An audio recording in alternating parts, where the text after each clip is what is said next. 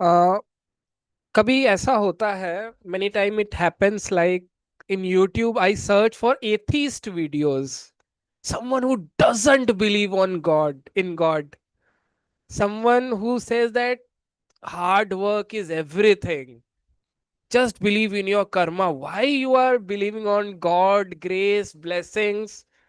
Are you not strong enough to fight and win all the battles of life? So the atheists have a different philosophy. But today we have a guest who is a atheist turned a spiritual teacher, a atheist turned a astrologer, a Jyotish, and he is one of the best Jyotish from Art of Living, Jyotir Vastu Academy. And it's a big session today. Today I might play the role of devil's advocate sometimes to get the knowledge out. So please don't mind Madhavanji. So, and let me introduce him to the group. So today we have taken the topic from atheist to astrologer and AI engineer spiritual awakening. So talking about him, he is a AI researcher at Zoho Corporation, an Art of Living teacher, a Vedic astrologer on consultant panel with Art of Living Jyotir Vastu Academy, with MTech in artificial intelligence from NIT Uttarakhand. He leads healthcare AI research day by day and has delivered hundreds of Jyotish consultations to seekers across the globe. Trained in Vedic, KP, and Prashna systems, he is fluent in Tamil, Telugu, English, Hindi. Uh, he is among the rare breed of pioneering AI powered Jyotish tools, standing at an exact intersection where ancient wisdom meets the cutting edge technology. So Madhavan ji, welcome, बहुत बहुत स्वागत आपका Sattva talks में. So tell me about your atheist days. What, see, you are born in a family, this you only told that I knew Sandhya Vandhan and everything. So what turned you atheist? First tell about that journey. Shri Guru Bhyo Nam. Yeah, a very interesting journey in my life. So, before I go into that, I would like to give you a background of my family as well. So, I am from Tirupati, born and brought up in Tirupati, and my great grandfather, whose name is Kalyanam Iyengar, is the first Laddu Miraj Das of Tirumala. So, he is one of the first person who have started the Tirupati Laddu, which is famous. Wow, that's Great grandfather. interesting. So you can imagine how the family is. We're all very into a lot of traditions. You know, at house, I grew up in a house where people were not allowed into the kitchen. So it is that orthodox. So there are some vessels which are allowed into the kitchen, which we can wash in the kitchen, and some vessels which are washed outside. That kind of so, in fact, I wanted to add his name is not actually Kalyanam Iyengar, great grandfather, but it became Kalyanam Iyengar because he used to give so much of donations, dana. Whoever comes to him for marriage, Kalyanam, that is Kalyanam in Tamil, whoever comes to his marriage, he used to give money, gold, and whatever he has, he used to donate. And so his name became Kalyanam Iyengar. Actually, Srinivasa Raghavan is his name. So that kind of orthodox family, but from very young age, I always had that contemplative questioning in my mind. What is the point of these rituals and why we have to do these things? And I would not accept anything unless there is some good logic or something that made sense to do anything. So, because some Jyotish, I'll explain. I have Mars and Saturn having mutual aspect. So, unless I believe something, I will not take. I will not take advices at all. I don't listen Wow. to anybody's advice. So, unless I believe in something, then I go in very deep into it. Hmm. So, at very young age, I used to think, what is the point of these rituals? So when I went to temples, or when there is prayers happening at home, especially in temples, I remember very young age, there was one pujari who was giving the kumkum, offering kumkum to the idol, and there was a small vessel below it, and whatever he used to pour used to fall in that vessel, and again it was continued. So these things, when you observe logically, it is like, what is this? Too much of rituals, and there is no devotion here. Nothing is. So I used to think, what is there in these idols? What is there in these rocks? How can these rocks be divine? How can the God be in these rocks?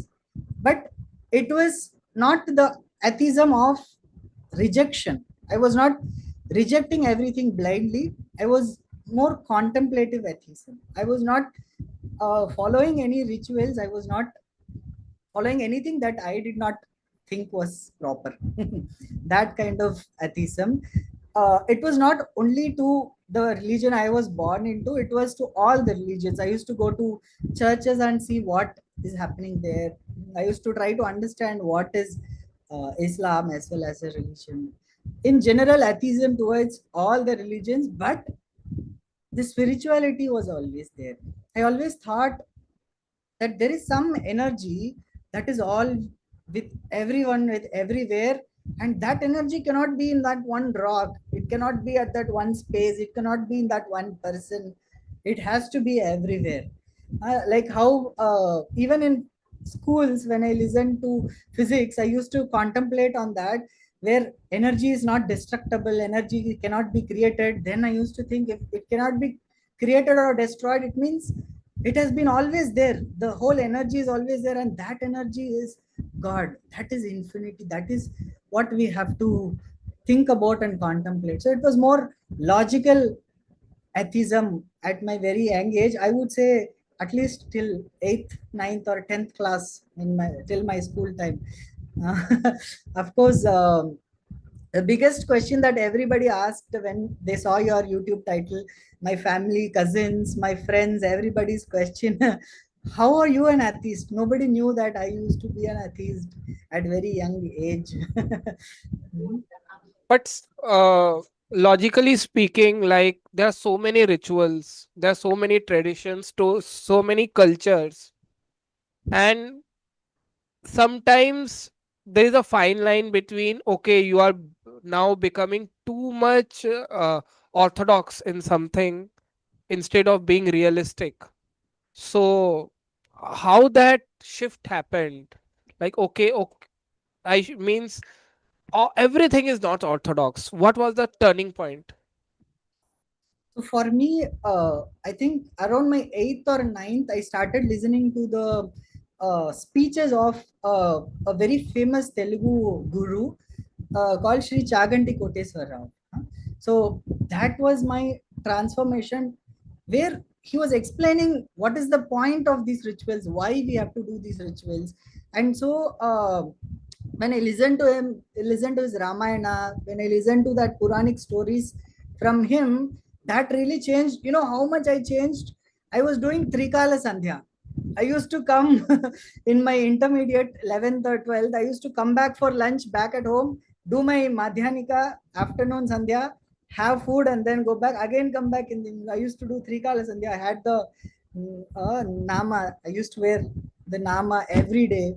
That level, I just transformed into suddenly too much into that ritualistic side as well, because I really enjoyed doing that Sandhya Vandana when you do the chanting. So I did not reject that as well. When I do the practice, when I felt that difference in me, then I continued doing that practice. No matter what Gayatri used to be. How were you in studies? Like, you average, above, or topper? What was your status?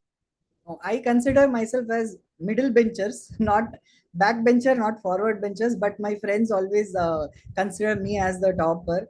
But in my 10th class, I got sent in maths. In Andhra State Board, it is even more difficult than the central board. So I got 100 in maths at that time. So I I used to understand the knowledge when I listened to the lectures. So I don't open books and read. Reading from books was very difficult for me to understand. But if I had a very good teacher, then I'm very interested in that subject. So I had very good teachers in my schooling, in maths and in physics especially. And so I was very interested in that. Ajay, And does Sandhya Vandan helps to sharpen our intellect? And was it playing a role somewhere or the other in your in the background? yeah, absolutely. The Gayatri mantra is very, very powerful. In fact, I remember even in that very young age, there are some plants at our house, and I forgot watering the plants because parents were not there, and I was alone at home, is what I remember. I forgot watering the plants, and they were almost dry. But then I thought, okay, because I do the sandhya, let me just chant the mantra and then give water to the plants. You will not believe, suddenly the plants also, it was almost dry. The tulsi leaves were almost withered, and that level of but I gave 2 3 days I gave, and then they started to come back. Not just that, of course, the Gayatri really sharpens your intellect. Gayatri mantra, that really, it's not just for us. In fact, Gurudev says the mantra is for everybody. And after listening to Gurudev explain the essence of Gayatri mantra, I used to do it in that way. Dhiyo yo na happens. Give it to everybody, all of us. Give that light of wisdom to all of us. And that blessing goes to everybody. Mm. Madhavan, you had knowledge. You had a very knowledgeable family. You also had a practice, which was Sandhya Vandhan. You had a guru also. What brought you in art of living?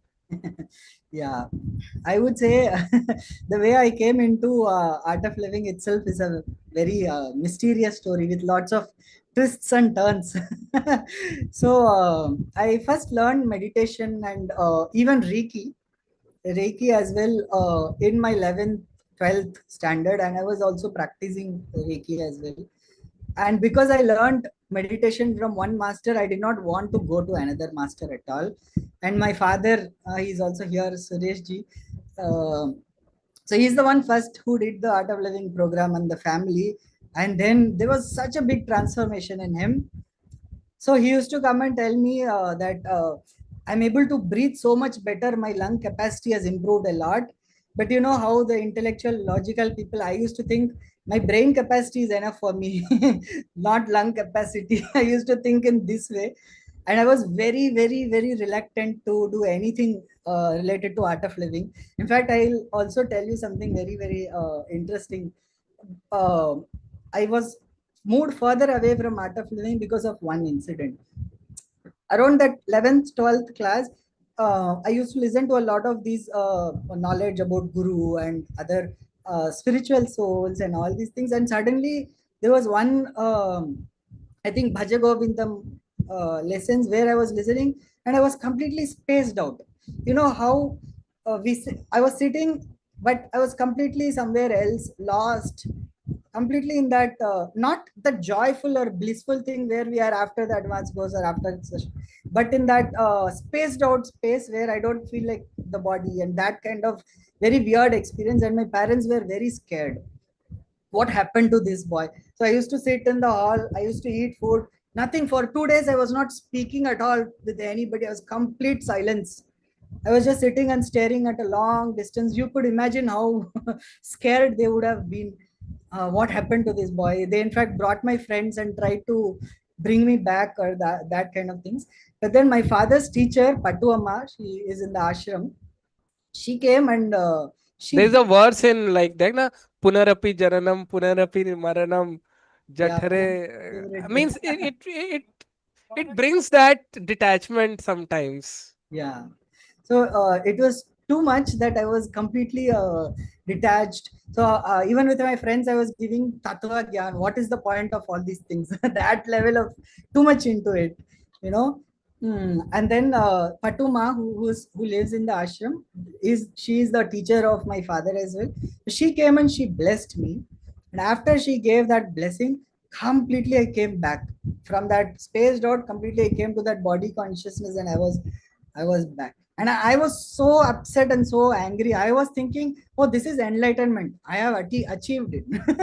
I was in that space, so happy, so much drifting. Somebody has brought me back. Then I asked, who is this person, art of living teacher? So I was so upset and so angry. What is this group of people? They're not helping me to move forward, and they have brought me down. So I was so reluctant, and I'll tell you how I came into the art of living. Again, like I said, a lot of twists. So my father and all the group of people who did the course in Andhra, we got a Gurudev's darshan. So all of us started with a big van, and I was so reluctant to go also. So my father had to literally pull me out of the home, and then even after reaching the ashram, Bangalore ashram, I was like, I don't want to mingle with this group. There was a Buddha statue right in the ashram, so I used to sit there and just meditate. Let me do my meditation and sit here. I don't want to mingle. So all of them got ready, and then we went to the Vishalakshi Mandap where Gurudev's queue line was there. And that is when Gurudev entered into the hall. I was, as soon as he came inside, there was some changes, some shift happening in me, but still, that headstrong. So I was thinking, I am an enlightened master. This is what is going in my head. Hmm. So I was thinking, now I have already contemplated of the situation, what is going to happen. This master is going to come, and he's going to recognize, oh, such a big enlightened being has come. Let me put some mala to him, and all these things I was imagining. And Gurudev came the way he walks softly, gently. He came, and then he looked at me, he crossed me and went. I was like so surprised. Gurudev, I'm standing here. The enlightened being has come, and you have just crossed me. You didn't even look at me or give me attention. What is happening? And then how we rush behind Gurudev, right? So we went into another line, into the second line, and we were standing there. They made another U-turn and came. Finally, I was now contemplating, what is he going to do this time? So this time he came and he tapped on my forehead with a flower gently and passed. And that was completely a big difference, I would say, in my life. I felt all that ego, all that was blocking me. I felt I am something, I am this. That completely, completely start to melt away. I was completely melting. How the way we say after the advanced course, we are like children, like completely innocent and completely not knowing anything. Completely melted away, and I sat in that satsang after that where Gurudev was singing Radhe Govinda. Completely melted and looking at him, admiring like a baby, how a baby looks at their mother, right? That transformation happened when Gurudev simply tapped. I don't know what magic he does. Nobody knows. We all would have experienced this, but then that was my huge turning point. And then after that, I came out for lunch. Swami Nirmalananda ji, in his Purvashrama, he had come. He said, "Oh, there's a course happening in Tirupati. You should come." Already the changes happened. Nothing more to do. So I was ready to do the course, and so that is how I entered into art of living. But note this, that my father was the first in the family who was pushing me to do art of living. And then so much of transformation happened that in my btech days, he used to tell me, how much are you doing? You have to study also, focus on your education also. Cut down on how much time you are spending for this seva and everything. So that kind of So means we you used to do seva in Andhra Pradesh itself, yeah, in your hometown. yeah. So I did my yes with Swamiji, and then yes two. After that, I did yes plus with Anup Bhaiya. He is now the STC of Andhra Pradesh. And then Kranti Akka, who is also an ex-STC. She's in Bangalore. So they brought that big change, bringing me into knowledge, different important Gurudev's knowledge, all the knowledge sheets I used to listen, all different videos I used to watch. Every day on Facebook, I used to watch his daily knowledge, YouTube, all the times I used to consume all kinds of knowledge. And in Tirupati, we used to do every month we had a course, and we used to do all kinds of seva. There is Prithvi also. I think he joined.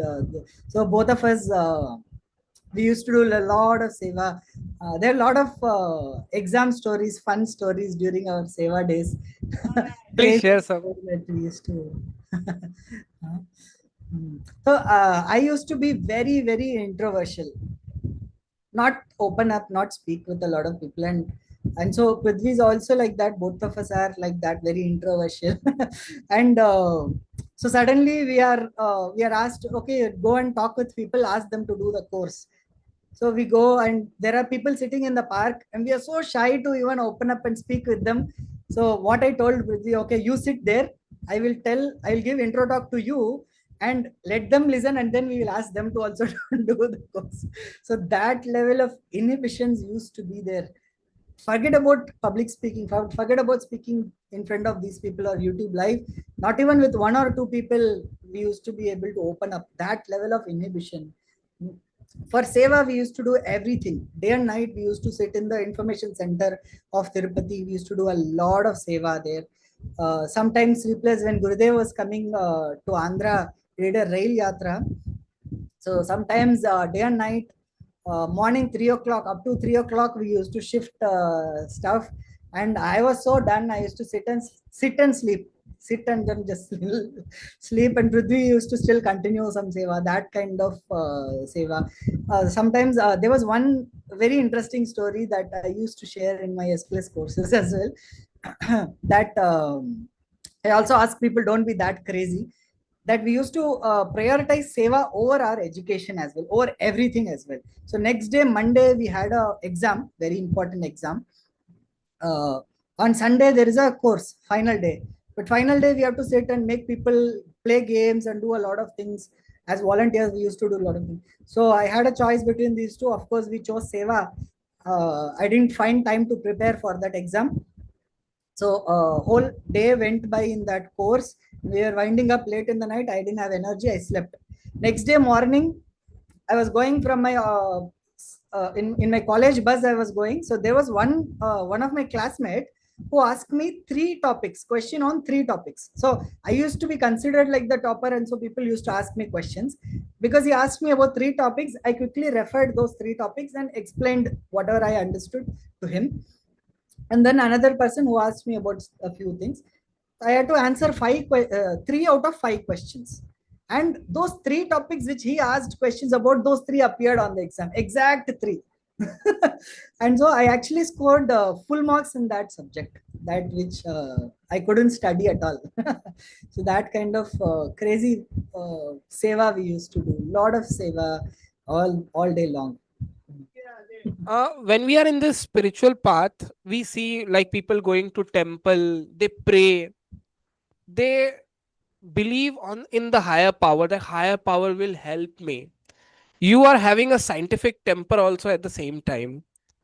So does this faith, someone will come and bless me, didn't overshadowed your scientific temper any time of being very practical and realistic? That someone will come and bless me. Some higher power will take care of the things, Yeah. like these all type of Yeah. So yeah, the faith came much later when Gurudev, when listening to Gurudev's knowledge. I remember where he explained that spirituality is different from science, right? Here in spirituality, faith comes first, results come later. In science, results come first, only then faith is established. But that is reverse. Until reaching Gurudev, of course I did not trust anything. um, of course there was that inclination towards Advaita philosophy, that there is some other energy which is taking care of everything, which is what is running every show, everything, and all. But then after Gurudev brought that knowledge, the more I listened to his knowledge, the more it started to make sense that your faith that something positive will happen will make it happen. And your faith is God.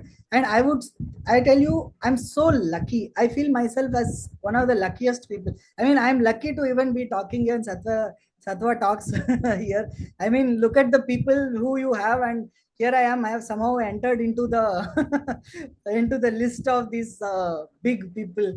Shobha No, ji. no. It's like everyone is welcome. Don't get scared. Everyone who is watching, who's a teacher, they are eligible to come. Yes, please continue. Yeah. So that belief that you are lucky, that belief that something is taking care of you, that will, change your destiny as well. That can change your destiny. And that faith, I would say, is a form of your god as well. Shraddha is your god as well. So whatever form you pray, there's a beautiful dance song for which I dance, called Enta Matramu, where the song is about whatever form you are praying for the divine will come in that form to help you. So if you are looking at a divine, even atheists, some atheists, there are some atheists who reject certain religion, but there are some atheists who are logical. They believe that there is some energy which is protecting the universe. So then the infinity, the divinity will come in that form to protect them. If they believe in their own self that I can do something, then the divinity will be in their confidence to make things happen. So that divinity comes in all forms, any form that you have faith on. Whatever is the form you have faith on, that form it comes, it manifests. Means we should have that confidence first at the first place. Yes, that's what Gurudev says, right? Faith Mm, comes first, results come later. And mm. more than faith, gratitude. I see a lot of people having this common problem, which is complaining. Just look back and see what all you got in your life. What all things we have in our life. Be grateful for all the things that we have in our, this is what we say in our course as well.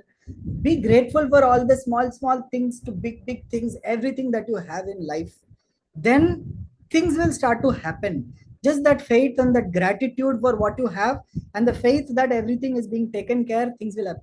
This is a story that I tell in all my courses, very very devotional, very beautiful story. Please share, please share. So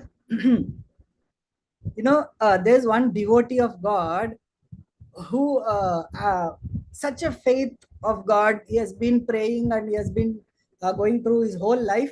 After he passed away, after his death, he looked at his whole life on a beach as footsteps.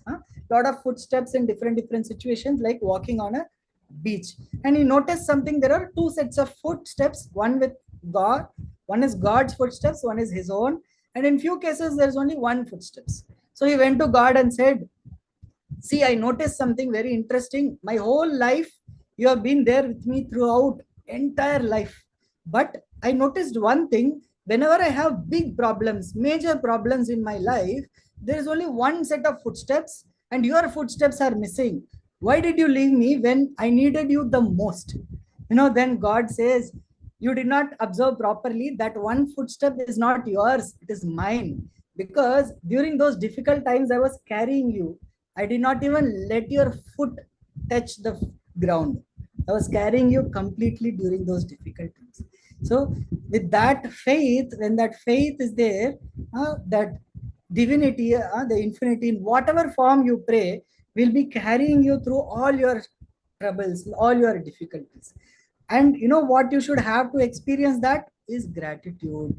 This is a very beautiful Instagram story that I was listening to. There's one very it's a fictitious story. 85-year-old suddenly wakes up in her own body when she was 40 years old, and then she wakes up and looks at her life now. She's now going to her she's now with her husband is very young and helping her out. And then her little children are now, she's able to speak with them, play with them. And then her mother and her father calls her. She's so happy just to listen to their voices. So much we are missing out in our current time right now. Wherever we are, we have so much with us, so many things that we have in us, and we don't value those things. The more we are in great gratitude for everything we have, the more this grace happens, more that positive things happen in our life. That's what is our knowledge. Wow. Wow.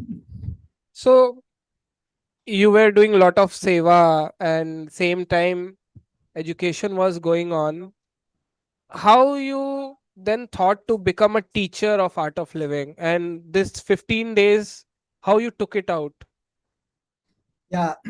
So it was a natural movement for me, because from very young age, knowledge, and then giving that, sharing that knowledge, what I have. used to come very naturally, and I had a way of communicating that knowledge as well.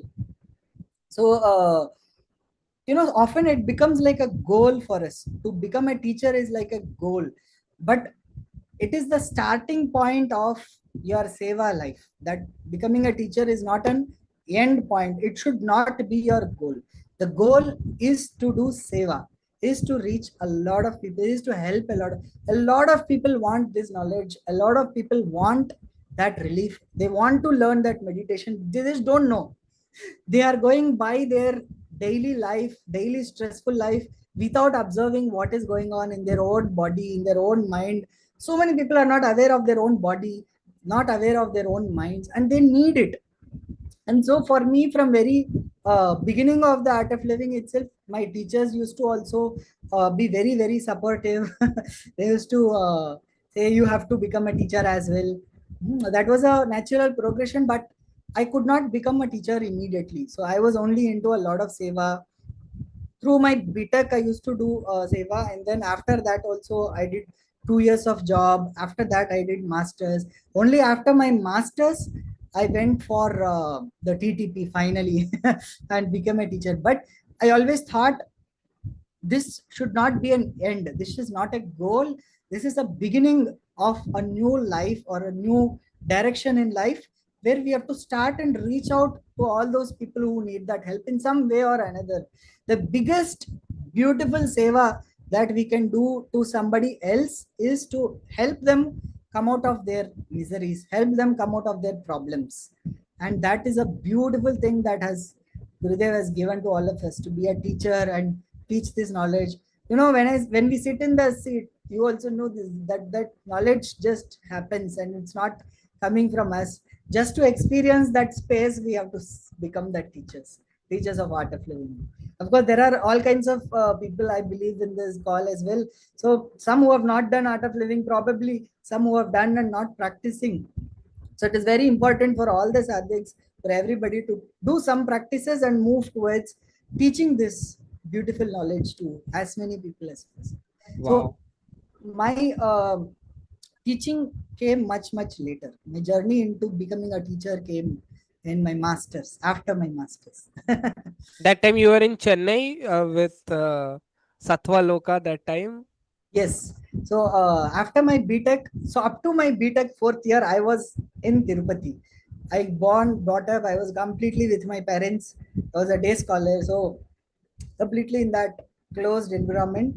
And then I came out of that first time traveling to Chennai. Of course, Chennai is not a big difficult decision for me because I'm anyway Tamilian, so I could manage in that space. But then Shobha Didi was also here. Shobha ji was also on Sattva Talks. So Swamiji is the one who introduced me to Sattva Loka.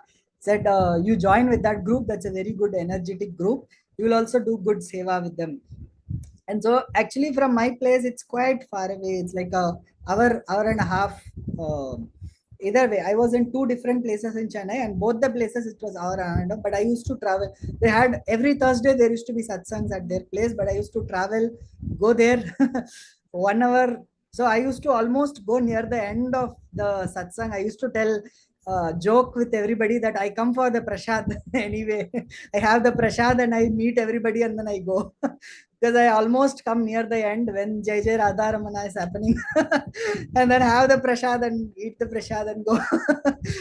But that was very beautiful group. So even now, all of us are connected online. It's a very beautiful energy with all the Satyaloka group. Let me ask you a difficult question now. See, you can tell everyone, do lot of seva, lot of sadhana, lot of satsang, organize happiness courses, everything will be all right. Hmm. Then why there is need of Jyotisha then? What brought you into Jyotisha? You can tell everyone, okay, seva sadhana satsang karo, sab ho jayega, no tension, everything, just follow path. Why then Jyotisha is required? Yeah. What brought you also? Yeah, I will tell you what brought you soon. But Of course, if you are doing sadhana, seva, satsang, you don't need Jyotisha at all. We are removing some market for us, but I'm happy to remove, have lesser people as well. If that means people are doing sadhana, seva, satsang. Of course, doing seva will change your destiny. The best remedy that you can give, even by Jyotisha, is to do seva. Based on the graha, also, if you do seva related to the graha as well, it can change your destiny. That is the beauty of seva. Sadhana will give you very good clarity. Hmm. Satsang will bring you back, will make you very natural, but seva can change your destiny. That is the power of seva. So, if people don't want to come for Jyotish consultation and do sadhana seva satsang, perfect. That is the best. You were there when Gurudev, we had a conversation with Gurudev. I can maybe share that quick insight of Gurudev as well, where someone asked, Uh, we have learned all these remedies of Jyotisha. What are these for when there is sadhana seva satsang? Gurudev said, these are all for your knowledge. The best remedies, of course, sadhana seva satsang. So, my journey into again Jyotisha is also a lot of twists and turns. Everything is like this in my life. I don't know. please share, please. So I was so against people going to astrologers. In fact, my mother, my father can also confirm this. I used to stop them from going to a Jyotish. What is the point of knowing what is going to happen? Anyway, it is going to happen. You are going to experience it, and you can anyway experience. What is the point of going and finding out what will happen in your future? So stop doing all these things. Just live your life, be happy. That is sufficient. This is how I used to fight with people who used to go to Jyotisha as well, astrologers as well. But during the lockdown, I heard Rishiji talk about Jyotisha, where he said we can see Rishi how. Vidyadhar ji or Rishi Nitya Yes, Pragya? Which Rishi Rishi? Vijayadhar, Okay. where he was saying, I don't know, I came across this on Facebook. I don't open Facebook at all often, but suddenly on that day I was opening Facebook for some reason, and that video had come. And in that he was explaining, we read the patrika charts of people, and we know how much happy they can be in their life. There is a limit to how much happy they can be in their life, but after sadhana seva satsang, their happiness suddenly increased. So then I was curious. Oh, can you see how happy somebody can be, and how can I help them to be more happy? How, what sadhana we can do? I was more into this seva only. My mindset was only how can we help more people in that sense only a lot. So I was very curious to understand how this works. So I was watching a lot of YouTube videos about rashis and nakshatras, and I used to pick up some basics and understand the grahas and other things, but I was not able to do a lot. Then I came to know Art of Living has a VDS, and in that there is a Jyotir Vastu Academy, which is now Jyotir Vastu Academy. Hmm. Oh, I was very, of course, Gurudev is giving it, it is authentic. So let me go, let me check this course. And that really opened my mind. It blew my mind away, because the inhibitions which I had was, why do you want to know your future? Because that was what I was thinking is all about astrology, predicting your future. But Jyotisha is very, very different. You had Ashutoshji here as well. When there is master who has given all the things, still it is like we teaching when Gurudev has given all the knowledge, we also give little bit like that. I will also share some things. So Ashutoshji said that Jyotisha is about the knowledge of light, understanding that light. And Jyoti, Jyoti ko pehchanna. Gurudev also says that talk, that first talk which we listen to, right? The light is identifying all the different lights.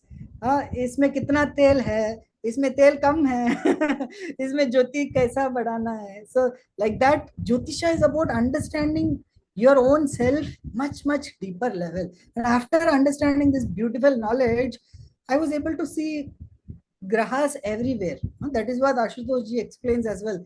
Grahas are not planets sitting somewhere and controlling your destiny. Grahas are energies that is all around you. If you are able to speak, there is one graha's energy giving you that energy. If I am able to make you laugh, that is one graha's energy making you laugh. So all the grahyate iti graha, that which is consuming all your karmas in different ways, is grahas, and understanding the One thing I noticed, like, this might be the reason of like you catching things very fast. You have that thing of playfulness, joyful attitude you have, and this is resulting you in a good intelligence, the mm, mercury thing. So yes. once you do this, this will automatically happen. This is a very good thing I found about Jyotish.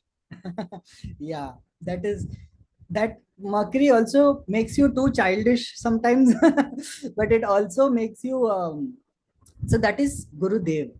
There is Guru and there is Buddha, two different grahas. Guru talks about the knowledge and very stiff knowledge, right? The way mm, I'm sorry if there are some professors or teachers, the way some professors are very strict and very strong, some school teachers strict and strong, that is Guru's energy. And then if it is Buddha's energy, it is always childish, no knowledge in that, always playful and childish. Guru Dev is that beautiful combination of knowledge and that natural childishness. That childishness is the way we bring the knowledge to people as well. That's what I remember. A lot of Gurudev's knowledge comes to me suddenly when I speak with you. So it is like you should. There are different levels of laughter. So when very early times, when my mercury was not that strong, when the Buddha energy is not that strong, I used to make fun of people around me, criticize or make fun of them. So some singling out of people. This is low level making fun, laughter. But the higher level laughter is when you give knowledge in that fun way. When you can learn the knowledge in a fun way, then that is what happens in my courses as well. Lot of stories, lot of fun. It is usually enjoying and playfulness. That is good, Mercury. But of course, all this we learn from Gurudev, no other source. Now you were learning, now you are learning Jyotish, and same time you are learning AI also. AI is also about, they predict because of the data they have. And Jyotish also predicts somewhere or the other because of the Shastra knowledge and everything. People now believe more on AI because it is data backed. ऐसा, it's in Hindi, there is a very funny quote, आपका बेटा झूठ बोल सकता है, data झूठ नहीं बोल सकता. So means, how do you see that uh, somewhere or the other data will surpass this Jyotish knowledge some or the other time? What, how do you see this happening or not? No, I believe there are some jobs which AI is going to take, but a job of Jyotishi definitely not. Just like how a job of teacher is not going to go away. But There there has are a few apps currently in the market who uses complete AI to predict. So what do you have to say about that? good. In fact, this was also asked to Gurudev, but I will say from my perspective what I've observed as well. You know, of course, we learned Prashna. You can just look at the current Lagna and then see what are all happening. In fact, when we started, Guru was in ninth house, giving good knowledge.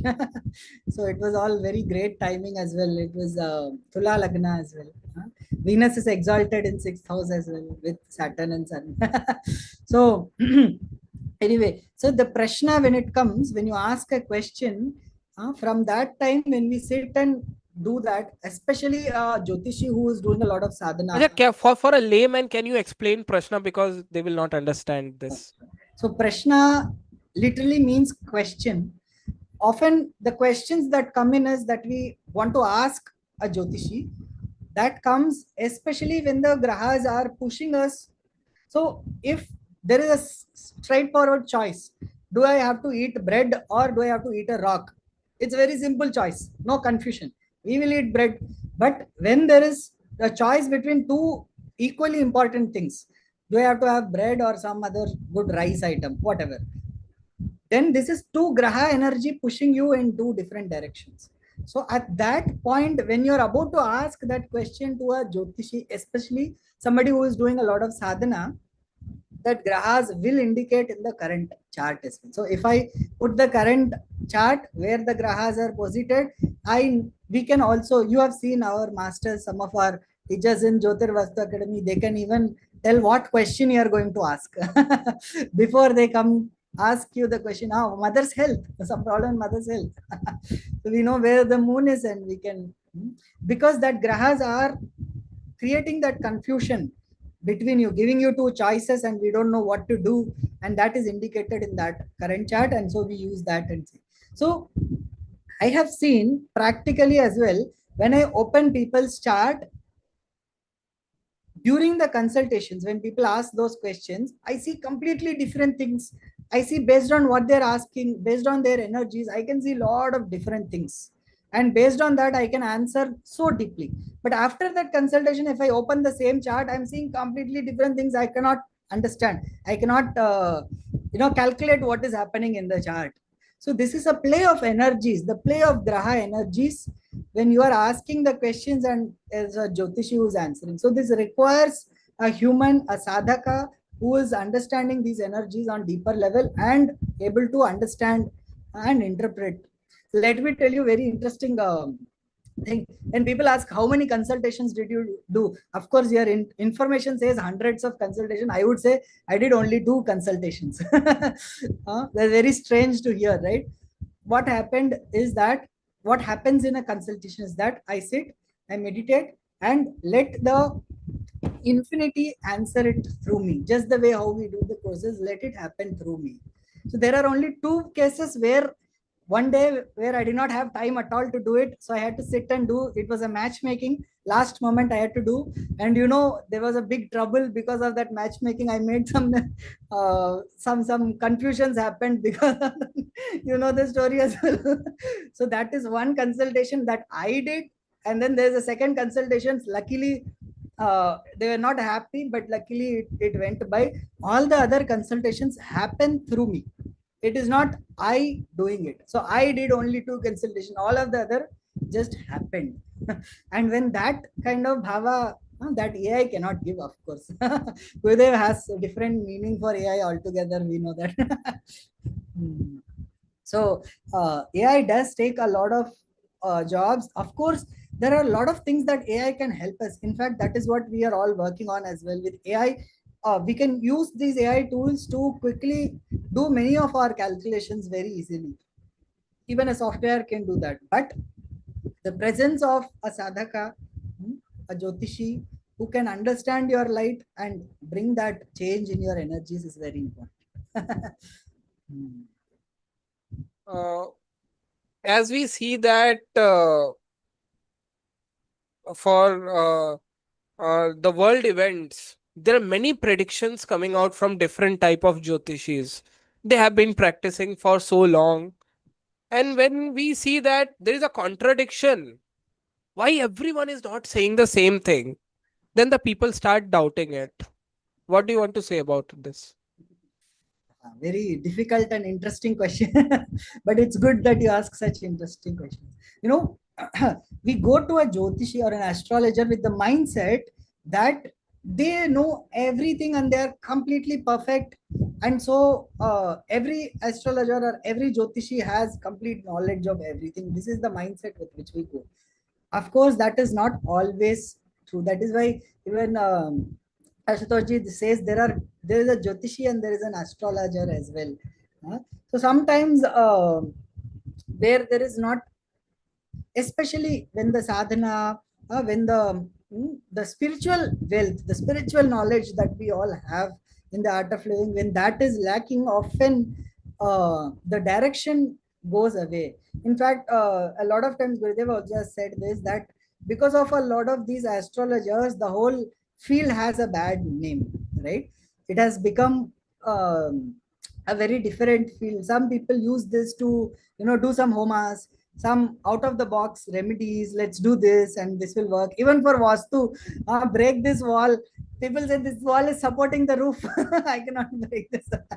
So even our vastu academy is also very very good. I have done the course. They have aromatherapy. You don't need to change everything. Just with smell they can change the energies of vastu. Very beautiful. So when the spiritual essence is lacking, then that goes for a toss, and that is why sometimes it misses. Of course, calculation also goes wrong. I'll tell you a story. Shall I tell another story as well? Too many stories. you Please share, know, please share.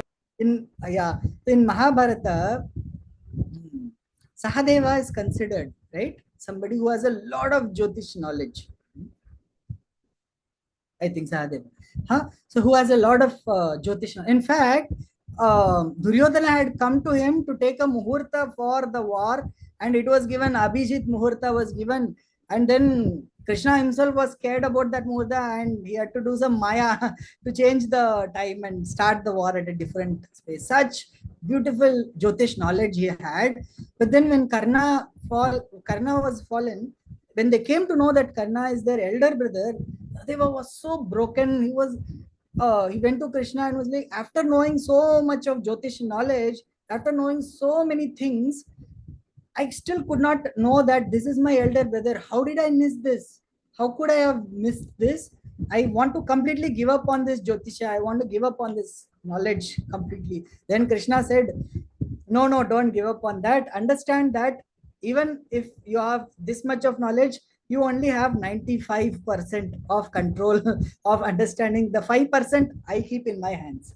So the divinity, the God has that power to change that 5%. They can create that illusion. They can change that destiny as well. So no astrologer is 100% in anything. So mistakes might happen. Sometimes it could be completely hidden from us, because it should not reach everybody. What is the point of knowing what will happen in 2030? That is not the point of an astrologer, right? If you're feeling a lot of anxiety, then the point is to bring lightness and light in your life. You have to bring that jyoti, that lightness, that everything will be fine, सब कुछ ठीक ही होगा मेरे लिए. That is the goal of a jyotish. So because of that, the veil is there. People cannot predict it 100% as well. Interesting. I have seen this many, many times, and people also say this to me. मुझे ना किसी ज्योतिष ने बता दिया कि मेरे means my planets are in दूस्थान विथ मेलेफिक दृष्टि, मेरा करियर में तो बहुत टफ टाइम चलेगा अगले 4 साल. And they are carrying that fear, and we can see them, see that in their voice, in their face, everywhere. What to do in that case if someone have told and they are also going through that situation? Mm. It is really difficult for them because they everyone everyone wants that ki kal theek ho jaye, it should be cleared in 10 days. If someone says no, it will be there for 4 years, it might infuse some fear inside them. So what to do that time?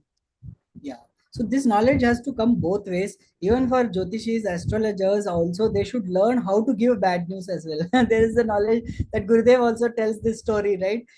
There was a king, and then so astrologers told him that everybody around you will die before you. That is how he has predicted. And then everybody were put into jail, and finally a very senior Jyotishi had come, and he said, you will outlive your Ayush is so long that you will outlive everybody. When you give that positive turn to everything as a Jyotishi, you have to learn that Vak Chaturya. You have to learn that comes by Vak Shuddhi as well. You should be very, very careful with what you speak. The more you're careful with what you say, the more you have a control on your own mind as well. In fact, I was reading a research, I think today or a couple of days back, that there is a part in our brain called ACC. ACC is what it is called. Gurudev also spoke about it, I think. So this gives you control over yourself. This is a small portion of your brain where you can control what you do or what you say.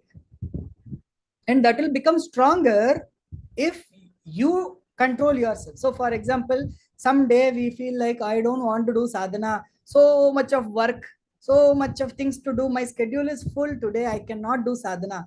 But still you sit and do your sadhana meditation and then go, right, you're strengthening your ACC, you're getting more control on yourself, you can control yourself better. So this is how It works. The more control you put on yourself, the better it becomes, and so you'll get more control again.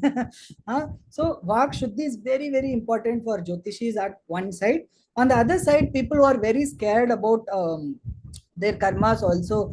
This very beautiful thing that we always say, that Shani Dev is the Yamagraja, the elder brother of Yama. Yama Dharmaraja is not the god of death. We say god of death is not god of death. He is Yama Dharmaraja, the god of dharma. He is taking care of all your karma. So he is Surya's son. Surya's son who is controlling that dharma. So suppose if there is a soul that lives and it still has a lot of karma, unfulfilled karma. So Yama now has to help that soul to go to the Urdhva Lokas. So Yama does, whether it is Swarga or Naraka, or he does a lot of those activities to finish your karma. This is the role of Yama Dharmaraj. And what is the elder brother doing? Shanidev, he's trying to finish our karma before we leave our body. So all the sadisati, all the Saturn problems, all the karmas which are coming, think of it like we are finishing off all these karmas. So we might be scared of what will happen. Nothing is going to happen. Some of our difficult times are going to come, and all our karmas are going to get lost in that. We're going to wash off a lot of our karmas, and then happy times will come. This is how. But you know what some people do? I have noticed this. When some bad event, everybody's life has ups and downs. Nobody is always downwards or always upwards. There's always ups and downs with everyone. But when they go to the down portion of their life, they expand those problems and make it so big. And then they lose their whole mind, patience, all their sadhana, everything is gone in that problem alone. And when they're on the up, they don't remember in the state that they're not even enjoying the happiness that they have. So they are still stuck in the down, and then it's always down. So people who feel that there is always down in their life, problems in their life, it is because your focus is on that. When there is up, when you're not looking at that on, then you're always in that down. There is this beautiful movie called Patch Adams. There is a very nice scene in that where there is the hero goes to a mental hospital because he is also mentally sick kind of a patient. So he's a doctor, but he goes to that hospital, and there is all kinds of crazy people, and one elderly person comes and shows, what do you see? And then he says four, and then he scolds him and then runs away. Then finally he makes that elderly person sit and explain what is this. Then he says, what do you see? If you're only looking at these four fingers, you are missing everything around this. So now see, what do you see? I'm seeing everything. So when we have these problems, we are only focusing on these problems and forgetting everything around it. And so our life is miserable, nothing else. So what will happen? Nothing is going to happen. You have some difficult karmas that you have brought. You have done certain things, and that is going to be cleared out. You better clear it out with Shani Dev than Yama Dharma Raja. That is better. You face it, face the music with your body, finish it and go happily. So nothing to be worried about, nothing to be anxious about. And this is the role of a Jyotishi as well in people's life, to bring that lightness, to bring that relaxation. What is the problem? What is the problem that you cannot solve? All your problems you have solved. All the problems you have will also be solved. That's what Gurudev says. Very, very beautiful video. All your problems are getting solved on their own. Just wake up and walk ahead. Nothing can stop you. Nothing can keep you down. Like someone who is a sadhak and really interested in spirituality, and the person wants enlightenment. I really want to know. Okay, there is karmas. Everyone has karmas. Even Lord Krishna had a chart. He had some karmas to take birth. He had gone through some curse, and Sri Ram has also a difficult life and everything. Uh, then how if I'm solving problems again, getting happy, but somewhere or the other I'm not understanding the game. Does Jyotisha help us to understand this game, have a eagle eye view, and how it does that? Absolutely. You answered it. So Jyotisha gives you that eagle eye where instead of putting the situations, all the problems around us, all of that on people, where we get stuck into that illusion, where we stuck into that Maya. Oh, this person. So when you say, I am angry because of this person, he did it. Now you are adding on more karma onto yourself. Your karma is now increasing. You're not letting it go. So that person has told you something. Now if you say, oh, Mangal is like this and that is why that person has, so now you have let go of that karma, and so you are now freed from that karma. Otherwise you are again adding it up. So that grahas, grahyate iti graha, we said, right? That grahas are taking this karma, storing your karmas again and again. Why to do this? But of course I will tell you, enlightenment, because here I think most of everybody is all sadhaks. Enlightenment is just a joke. As an enlightened master, I'm telling you, there is nothing called enlightenment. Hmm. See, when I was in my very childhood with very little intellect, nothing, not well developed intellect, I thought I was an enlightened person and all these things. There is no I in that enlightenment. There is nothing that you can know to become enlightened.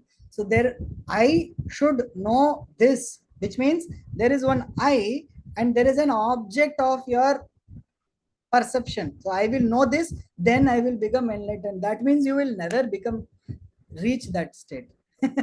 So we think that I am some body, I am this mind, I am this thing, and then God is somewhere else, and God is all around us. We believe God is omnipotent. हर जगह है, व्याप्त है, he is everywhere. The Nasim Avatar, he says, right, the Prahlada says he is here everywhere in the pillars, all the places God is there, but God is not within us. I am different.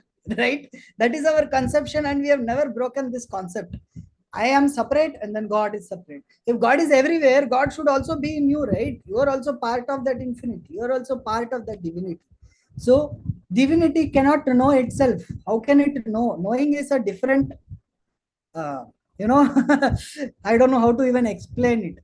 The infinity cannot understand infinity. It is just infinite. It is just lost in the space. Many times sadhak feel that okay, as we know that everything is happening in every lifetime, we are going through the situations and everything. uh, why not? If I am getting married, going through more things, then this quest to know the highest, it will be a hurdle. Hmm. Because many people feel like, okay, I need to get out of it. You told like it's a joke, it is going, it means it is not like that, but still many people have that quest. They go to Himalayas, they become brahmachari. Obviously in art of living also there are many brahmachari, but some sadhak have that thing like, oh, I got married, I'm so much tied up in this world, so I'm hampering my spiritual progress some or the other way. And even as a Jyotish also, sometimes someone feel that I'm not giving enough time. There is so many things I need to know. This lifetime is so less. So and this time Guru is also there, and still I am caught up in this stupid things. So what to do in that case? Yeah, that itself will give you that moksha. You know, enlightenment, or the right word is moksha. Moksha means freedom. It's not about something that we will know and we will reach somewhere. It is just being free. It doesn't matter where you are. That is the beauty. So in different versions of stories of Ashtavakra Gita, you know, it is said that the Janaka, the king, wanted to know the infinity. I have read so many concepts, I have read so many of scriptures, so many things I have heard, but I have never understood what it is. I've never experienced what it is. I've never felt, or I don't have that experience of what it is. And then Janaka gave the whole knowledge, and finally was like, when it is said, it is one of the sutra, one of the wisdom, which is said that before you take your foot out from a horse carriage and keep your foot on floor, within that time you can get enlightened. But of course enlightenment is just a way of saying things. There is nothing like enlightenment. It is just being free. It is just being moksha. Moksha is being free. So even people, if you are married, if you are in those situations, lot of times, if we all would have experienced this, after we finish a big exam, or we have a big interview, or we have a very big problem, very big important thing, and we are so scared, the mind is like, how, what all things will happen, what all situations, we kept so much of anxiety, so many things, and then the event happens. Finally we feel that relaxation, right? Exactly how after we fully vomit, after vomit completely, we have that relaxation, similar emotion, right? We have that freedom. That is moksha. Everybody would have experienced it. Everybody have experienced it. There is no being who have not experienced this relaxation. So even if you are caught up in your situations, there will come those few moments when you feel that relaxation, that I am that free mind, free space where everything is happening. There will be those little moments in your life where you are in that meditative state. And this is progress, not sitting and doing meditation. When you do sahaj and sadhana and everything, you have very good peace of mind. After that, we come out, our children are running, one small glass falls down, and then some Badrakali comes in and then we shout at them. That is, there is no point in that kind of sadhana. Hmm? In Tripura Rahasya, one of the most beautiful things that I've ever heard after the Navratri is the Tripura Rahasya. The story is so beautiful that wife tells the husband, if you have to close your eyes to meditate, then you can never reach. You Yes, what's the point if you have if have to this close your eyes. small eyes can change the state of mind? Exactly. So, Poor rice thing. uh, so that freedom, that moksha, that feeling of you're free from everything can happen even when you're talking, even when you're listening, even when you're doing it. And that is the knowledge that we give in the art of living courses. The happiness program is enough for you to be enlightened altogether. By way of speaking, that is, if that is enlightenment. Be 100% is what we say. Whatever you do right now, are you all here, are you all here right now? If you are here 100%, then you are there. That is the right thing to do. So sadhana, so for all the sadhaks, it is not just your sadhana. Observe what is going on in your mind. Observe what is happening. Is there any progress? How much knowledge you have gained, and how much relaxation or how much love you have spread to everybody. That is very, very important. It doesn't matter if you know somebody will tell. I will tell you that I know infinity. Nobody can know. If somebody tells that they know, they do not know at all. Infinity is infinity. How can you know? You cannot understand it from your intellect. With intellect, what you measure is maya. Maya is anything that is measurable. The measurable infinity is illusion. So what is infinity? So you have numbers 0, 1, 2, 3, 4. It goes on till infinity. So where is the length of infinity? It doesn't exist at all. So how can you logically understand infinity? You can never know it. You cannot get enlightened at all. Very controversial thing to say, but only sadhaks will understand. Right. Hmm. People have this concept. I have read this. I have read Vedas. I have read Jyotish scriptures. Now I'm very close to enlightenment. But I guess that's the wrong route. Yeah, Um, there is I, there is more mm, space to go. I right. am doing this. Then you are in the sixth level, right? There is one more level where there is no I also. That I drops. So there are different levels of samadhi. That's what we know, right? The knowledge we got from Guru. There are different levels of samadhi. When that I completely withers up, and it is not one time thing. So all of us have this concept because we read lot of stories and other things. We feel there will come one day in our life where on that one day suddenly we will, that light will come, and then everything will be starting to flow. All these cinematic things we imagine. That is what happens in Gita also. Arjuna has a lot of concepts about enlightenment, and so when Krishna gives that Vishwarupa Darshana, he sees all the things that I am Kala. When he shows himself as time, he sees all those crowns of people going and all the, so that concepts that we have is what we will see sometimes. This is also some kind of bhranti, that this happens and then I am enlightened. There is nothing of that sort. It is a practice. It is also a sadhana. Satu dirgha kala nairantarya satkara sevita dhrida bhumi. When the dhrida bhumi happens, then we are stabilized. I'll also give you one thing that I practice as well, which I learned from Gurudev in Sayam. When I did Sayam, I caught this trick that he was explaining, and that helped me to meditate very Please, easily. please tell. I don't know if this is the right thing, but this is something that I felt and I was practicing. It is working for me. So Gurudev was telling that when you do Sahaj mantra, when you take the Sahaj mantra, the mantra is there, and then the mantra ends, the vibration of the mantra is there. And that vibration takes the mind. And when the vibration also finally drops and the mind goes to the infinity. So now, when you practice Sahaj on regular basis, now you know your mantra, but then you can observe the vibration the mantra creates. When you take the mantra, it creates a specific vibration, and you can observe this. Once you catch this vibration that your mantra creates, then you can meditate very easily, because that is the last state. Mind catches that vibration of the mantra and then goes into that silence, goes into that samadhi. Wow.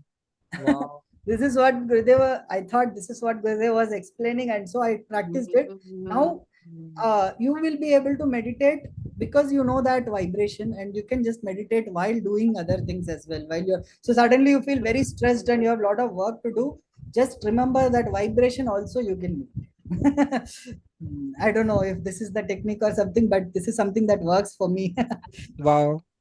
Absolutely. I guess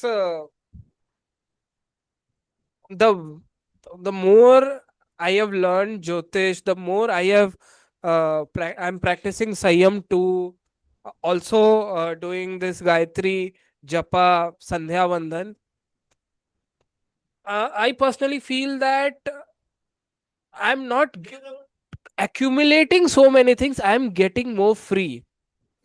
In a subtle level, it happens. So I would like to tell everyone who is watching right now, Jyotisha course, if you deeply observe it, it will make you free. And it's not a course or a curriculum or academic. It is a spiritual thing. It is a transformative thing. So the link is in the description. You can check out the link and register yourself. The course is starting on 23rd of this month. And also do all the courses of art of living, Sayam 2 and all the courses. This is something which will really you will get more into your actual swabhava. Wonderful, Madhavanji. It was very nice. The time flies. Yeah. And I'd like to tell everyone, do share this session to maximum people, and do subscribe this channel also. We do these sessions every day.